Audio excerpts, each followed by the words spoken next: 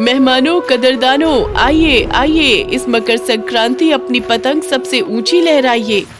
सुबह से शाम हो गई माँ, कोई हमारी दुकान आता ही नहीं। सब बिल्लू उनकी दुकान में ही जा रहे हैं। पहले तो ऐसा नहीं था ना। लोग हमारे पास नहीं आ रहे, पर हम उनके पास जाएंगे बेटा। पतंगों को इकट्ठा कर सबके घरों में जा जाकर हम पतंग बेचेंगे। रिमझिम और रूपा पतंग लेकर बेचने निकल पड़ती है। लीजिए लीजिए, रिमझिम की रंग बिरंगी पतंगे। अरे कमला मौसी, इस बार क्या पतंग नहीं उड़ाओगी? क्या ऊंची पतंग उड़ाती हो तुम। अरे वाह रिमझिम, आधी पतंगे तो तेरी बोली से ही बिक जाएंगी। अब घर तक आ ही गई हो तो लेना ही पड़ेगा। अरे नास बेटी, खाने में इतना नमक, मुझे खाना भी देना भारी हो गया है क्या तुझे? रूपा, रूपा। मनोहर खाने की मेज से उठकर रसोई में जाता है और रूपा को बहुत पीटता है। आ, आ, और चीख की आवाज के साथ रूपा का घर गूंज उठता है। माधोपुर नाम के गांव में रूपा अपने पति मनोहर और बेटी रिमझिम के साथ रहती थी। मनोहर की पतंग की दुकान थी। गांव में एकमात्र पतंग की दुकान होने के कारण उसकी दुकान अच्छी चलती थी। सब कुछ ठीक चल रहा था, पर एक दिन। अरे मनमोहन, क्या दिन भर काम में लगा रहता है? मुझे देख, काम मैं भी करता हूँ पर खुद की खुशी का भी ध्यान रखता हूँ। ले, ये एक बाटली, एक घूंट गले से नीचे उतार और गम को भूल जा। उस दिन और आज का दिन, बिल्लू पतंग वाले के पिलाए एक घूंट का नशा मनोहर को ऐसा चढ़ा कि वो नशे में ही डूबा रहने लगा और दुकान बंद कर बस नशा करता और सारा गुस्सा अपनी पत्नी पर निकालता। एक रोज मनोहर रात को घर आता है और रूपा उसे खाना परोसती है। इतने ठंड में ऐसा खाना, इतना ठंडा, और बस चावल और दाल। इतनी भूख नहीं होती तो पहले रूपा की खबर लेता, फिर कुछ करता। मनोहर पहला निवाला मुंह में लेता है। अरे अरे, इतना नमक डाल रखा है दाल में। अरे नास बेटी, खाने में इतना नमक, मुझे खाना भी देना भारी हो गया क्या तुझे? रूपा, रूपा। रूपा मनोहर की आवाज सुनकर डर से कांपने लग जाती है और एक शब्द भी नहीं कह पाती। अच्छा, तो मुंह में दही जमा लिया है तूने? अभी तेरी हड्डियां तोड़ता हूँ। मनोहर खाने की मेज से उठकर रसोई में जाता है और रूपा को बहुत पीटता है। आ, आ, आ, चीख की आवाज से रूपा का घर गूंज उठता है। मत मारो मम्मी को पापा, प्लीज प्लीज छोड़ दो उन्हें। बहुत मामा करने लगी है, तुझे भी पिटाई की जरूरत है। मनोहर रिमझिम को भी बहुत मारता है और नशे की हालत में कमरे में जाकर सो जाता है। तू क्यों आई मुझे बचाने? देखा क्या हाल हुआ तेरा। कुछ खा ले, अब कुछ खाया भी नहीं है तूने। मुझे पता है माँ, खाना नहीं है। मुझे खिलाकर तू भूखी सोएगी ना? मैं तेरे साथ ही खाऊंगी या तो नहीं खाऊंगी। अपनी बेटी की समझदारी देखकर रूपा की आंखों में आंसू आ जाते हैं और दोनों एक ही थाली में खाने बैठ जाते हैं। रूपा मन ही मन सोचती है, ये तो कोई काम नहीं करते, सारी जमा पूंजी भी नशे में उड़ा डाली।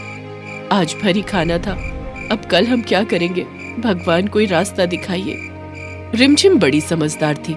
इस छोटी सी उम्र में उसने सब कुछ देख लिया था। अगली सुबह वो अपनी माँ से कहती है, माँ, पिताजी दुकान नहीं चलाते, पर हम तो चला सकते हैं ना? ये मैंने क्यों नहीं सोचा अब तक। हाँ बेटा, पिछले 2 महीने से दुकान बंद है। मकर संक्रांति भी सर पर है, हम करेंगे फिर से दुकान का उद्घाटन। रूपा और रिमझिम दुकान की सफाई कर फिर से दुकान शुरू करती हैं। दुकान में पहले से ही कई पतंगे ठीक थी, जिन्हें साफ कर दुकान खोल लेती है। मेहमानों, कदरदानों, आइए आइए, इस मकर संक्रांति अपनी पतंग सबसे ऊंची लहराइए। सुबह से शाम हो गई माँ, कोई हमारी दुकान आता ही नहीं। सब बिल्लू उनकी दुकान में ही जा रहे हैं। पहले तो ऐसा नहीं था ना। लोग हमारे पास नहीं आ रहे, पर हम उनके पास जाएंगे बेटा। पतंगों को इकट्ठा कर सबके घरों में जा जाकर हम पतंग बेचेंगे। रिमझिम और रूपा पतंग लेकर बेचने निकल पड़ती है। लीजिए लीजिए, रिमझिम की रंग बिरंगी पतंगे। अरे कमला मौसी, इस बार क्या पतंग नहीं उड़ाओगी? क्या ऊंची पतंग उड़ाती हो तुम। अरे वाह रिमझिम, आधी पतंगे तो तेरी बोली से ही बिक जाएंगी। अब घर तक आ ही गई हो तो लेना ही पड़ेगा। इस ठंड में बाहर जाने का मन भी नहीं करता। रात होते होते दोनों अपने हिस्से की पतंगों को बेचकर घर लौट आती हैं। राशन खरीद कर घर लौट आती है। आज पेट भर कर खाएगी मेरी बेटी। तेरे पापा आए उसके पहले तू खाकर सो जा। रोज की तरह मनोहर आता है और रूपा के साथ फिर वही होता है, पर रूपा रुकने वाली नहीं थी। अगली सुबह वो फिर घूम घूम कर पतंगे बेचने निकल पड़ती है। ये रूपा सबके घर जाकर पतंग बेच लेगी तो मेरे पास कौन आएगा। बड़ी मुश्किल से अपनी दुकान जमाने के लिए मनमोहन को रास्ते से हटाया था, अब ये आ गई। मनोहर जैसे ही शराब पीता है, बिल्लू उसकी दुकान के कागजात पर उसके सिग्नेचर ले लेता है और रूपा के पास जाकर कहता है, क्या नहीं किया तूने अपनी बीवी बच्चे के लिए, पर देख आज तेरी ही दुकान चलाकर बड़ी बन रही है। क्यों, तू नहीं चला सकता क्या अपनी दुकान? बोल। क्या ये औरत मेरी बदनामी कर रही है? मेरी दुकान पर मैं ही बैठूंगा, वो नहीं। अरे भाई तू भी ना दिल जीत लेता है, ये ले बाटली। अरे बिल्लू कितना गिरेगा, अपनी एक दुकान चलाने के लिए मेरे पति से दस्तखत ले लिए जो होश में भी नहीं रहता। रूपा को दुकान की जरूरत भी नहीं। हाँ मम्मी, पतंग लो, हम चलते हैं। अरे अनपढ़ औरत, पढ़ तो लेती, क्या लिखा है इन कागजात पर? इस दुकान के साथ साथ दुकान का माल भी मेरा हुआ, यानी पतंगे भी मेरी हुई। बिल्लू धोखे से दुकान और उसके अंदर का सामान हड़प लेता है और उसे लगता है अब उसका कोई कंपटीशन नहीं रह गया और वो खुशी खुशी अपनी पतंगे बेचने में लग जाता है। पर रिमझिम और रूपा यहाँ रुकने वाली नहीं थी। अब क्या करे मम्मी? जा झाड़ू ला और ये ले कुछ पैसे, रंग बिरंगी कागज लेकर आ, हम घर पर पतंग बनाएंगे और बेचेंगे।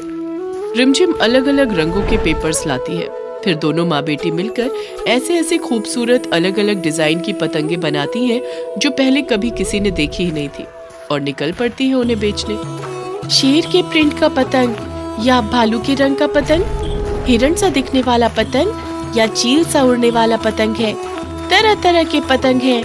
यहाँ आइए आइए आइए, लूटो लूटो लूटो। रिमझिम मुझे चाहिए पतंग। पापा मुझे भी यही पतंग चाहिए। दोनों को पतंगे दे दे रिमझिम, और मुझे भी कुछ दिखा। मानना पड़ेगा तेरी मेहनत को, क्या पतंगे हैं। वैसे यहाँ आसपास में एक मेला लगा है, सभी गांव के लोग वहाँ अपने सबसे अलग अलग पतंगों को लेकर पहुँचे। तू भी जा, जो जीता उसे 1 लाख रुपए का इनाम है।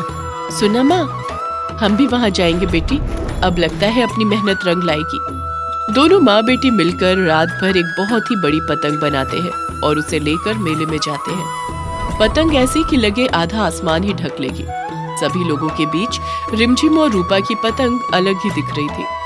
ऐसा पहली बार हुआ है कि ऐसी पतंग यहाँ है जिसके होने के बाद कोई और पतंग को मैं क्या देखूं। इसीलिए इस कंपटीशन का विजेता मैं रूपा और रिमझिम को बनाता हूँ और 1 लाख रुपए का इनाम इन्हें सौंपता हूँ। रूपा और रिमझिम इस कंपटीशन के बाद और मशहूर हो जाती है। उनकी पतंगों की मांग शहर में भी होने लग जाती है। दोनों वहाँ मिले पैसे से कुछ पैसे मनोहर की नशा मुक्ति के लिए इलाज में लगाती है और बाकी पैसे की एक फैक्ट्री डालकर पतंग के कारोबार को बड़ा करती है। कुछ महीनों में मनोहर पूरी तरह से पहले की तरह ठीक हो जाता है और रूपा और रिमझिम के साथ पतंग के कारोबार में लग जाता है।